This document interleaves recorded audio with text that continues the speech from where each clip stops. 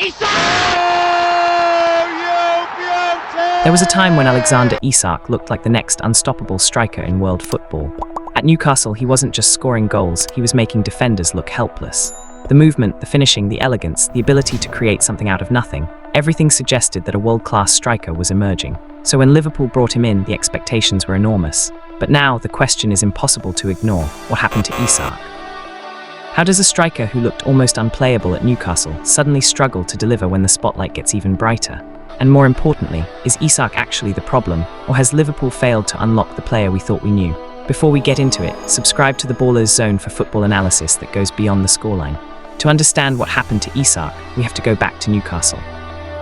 At Newcastle, Isak had something incredibly valuable for a striker: freedom. He wasn't simply asked to stand between the centre-backs and wait for crosses. He could drift into the left channel, drop deeper, receive the ball, turn, carry it forward and attack defenders himself. And that's where Isak became so dangerous. His biggest strength wasn't just finishing. It was the combination of movement, acceleration, technique and intelligence. Give him space and he could destroy you. Give him the ball near the box and he could create his own shooting opportunity. And if defenders focused too heavily on him, Newcastle had other players who could exploit the space. That version of Isak looked complete, but then came Liverpool, and suddenly something changed. At Liverpool, the expectations are completely different. You're no longer the exciting striker carrying a developing Newcastle project. You're playing for one of the biggest clubs in Europe. Every missed chance becomes a headline, every quiet game becomes a debate, and every goal is compared to the enormous transfer fee and the expectations surrounding you. But pressure alone doesn't explain Isak's struggles. The bigger issue is how Liverpool use him.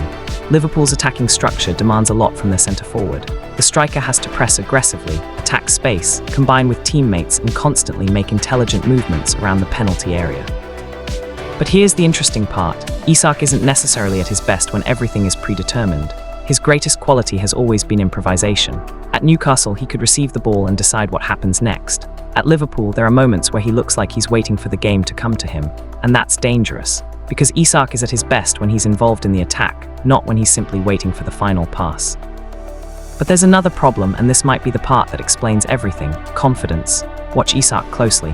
When Isak is confident, he plays with incredible arrogance in the best possible way. He'll take on a defender, he'll shoot early, he'll attempt something unexpected. He'll make that explosive run because he believes the ball will eventually reach him.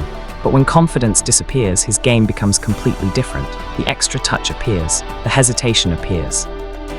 The shot that would normally come instantly takes another second. And at the highest level, that 1 second can be the difference between scoring and watching the goalkeeper make a save. That's what makes his Liverpool situation so fascinating.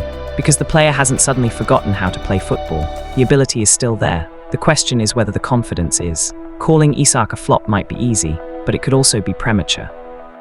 Football history is full of players who struggled after making a huge transfer before eventually finding their level. Sometimes the problem isn't talent, it's adaptation.